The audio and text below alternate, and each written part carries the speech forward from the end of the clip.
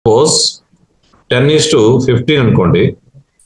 So ఇక్కడ దీన్ని ఏ నెంబర్తో డివిజన్ చేస్తే ఇవి సింపుల్ టర్మ్స్ లో మారుతుంది అంటే 10, 15 యొక్క హెచ్సిఎఫ్ వచ్చేసి 5. సో 5 2 జా 5 3 జా.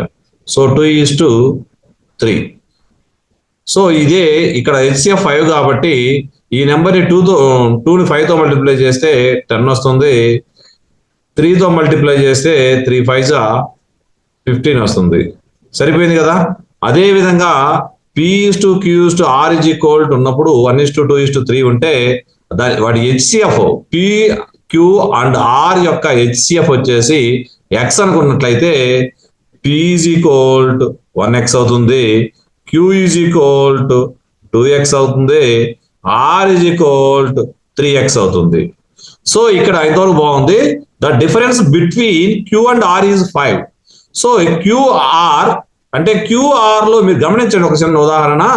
ఒక 5 అండ్ 7 యొక్క డిఫరెన్స్ అంటే 7 పెద్దది కాబట్టి 7 - 5 రాస్తాం.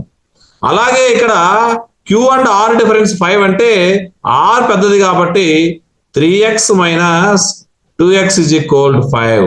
ఇక్కడ ఇవ్వటం జరిగింది the difference between Q and R is 5 అని. So that is equal 3X - 2X X.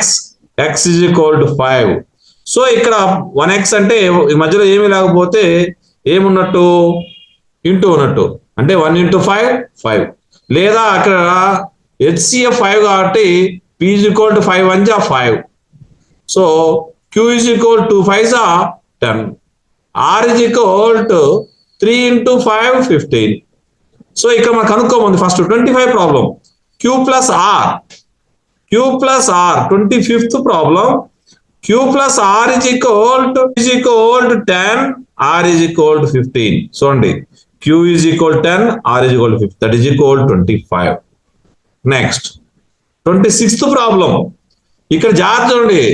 Find some of P+Q and R. So ఈ మొత్తం యాడ్ చేయాలి. P+Q కి R యాడ్ చేయండి.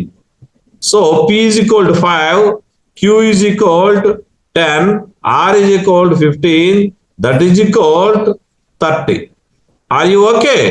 Next 27th problem. Find P. P value 5. Are you okay?